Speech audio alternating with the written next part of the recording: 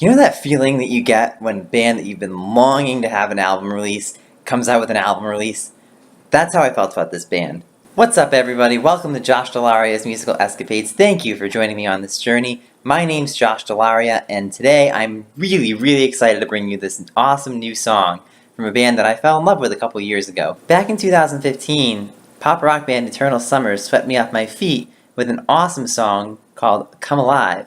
And if you guys have been following me for a couple of years, you guys know that rode its way all the way up to number 16 in my top 20 of 2015. I loved their sound. I loved their ability to think outside the box and just kind of use their music a little bit differently.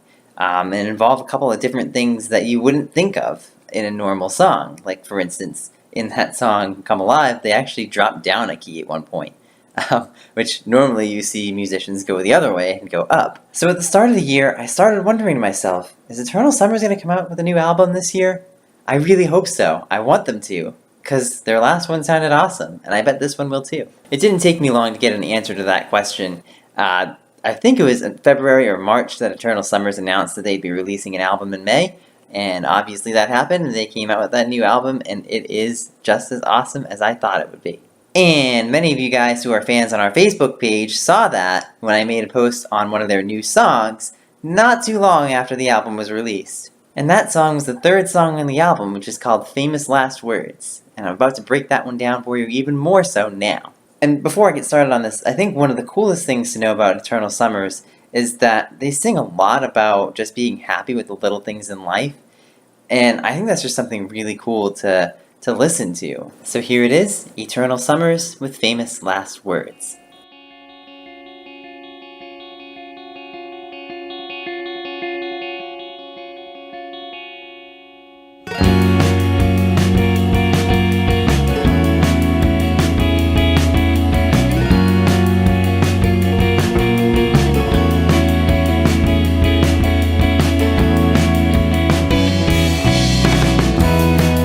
These are people and the way that they are.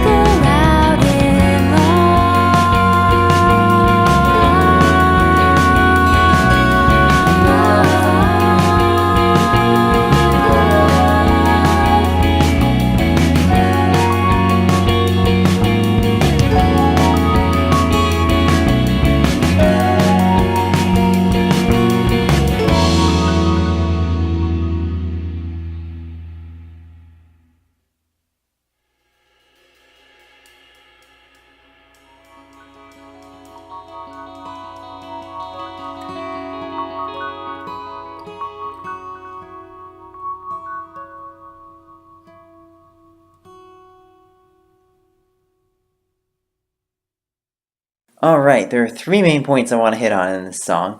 First one is the vocabulary, because it is kind of strange, but it's good in its own little way. It's a little odd, but I'll let you be the judge whether you think this is good vocabulary or bad vocabulary, and I'll let you listen to the first verse here. Bizarre people and the way that they are connecting hemispheres with floating quasar.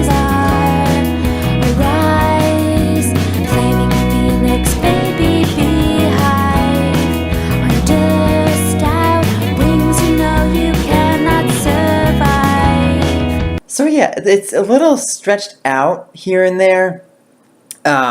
But, I feel like some of the words that are coming out of it are really, really good and really on point. That's kind of the brand you get with Eternal Summers. Like, it sounds on point, but sometimes you just can't really understand the lyrics enough to really grasp what they're saying. And I think I'm still not there yet, but I remember with Come Alive, I eventually kind of grasped what they were trying to say in the song, and it ended up working out very well from there. But I think maybe the best part of this song is actually Eternal Summers' chord changes in here. And what I think is really cool about them is that they actually tend to lead into other keys in a lot of cases every so often. The intro starts in the key of F sharp, and then once you get into the verse, it goes into the key of B.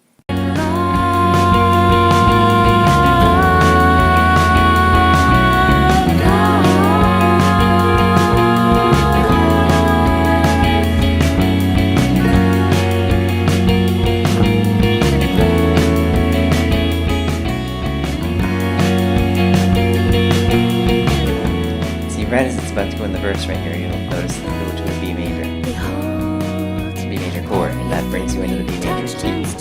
So, this is present a lot of times throughout the whole album, where it'll go back and forth between all these keys. Listen to how they end the chorus, too. Are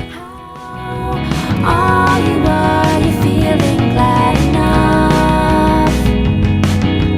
Famous last words flicker out in love.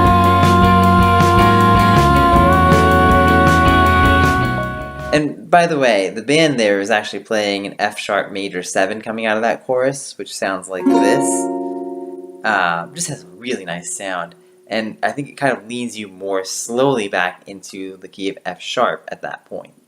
Unfortunately, I don't think they carried that spirit of awesome chord changes quite enough, and where I think it was lacking is in this transition into the bridge.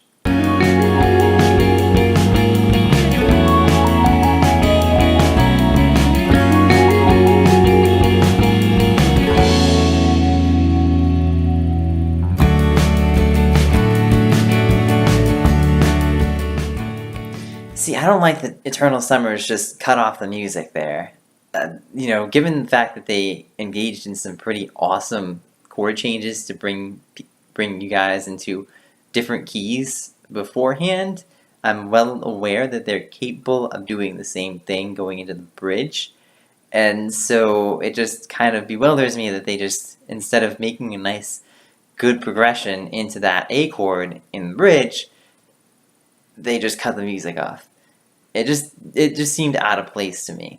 And the rest of that bridge, I think has a lot of great vocabulary, but I do think it gets a little bit weaker compared to the rest of the song in the bridge.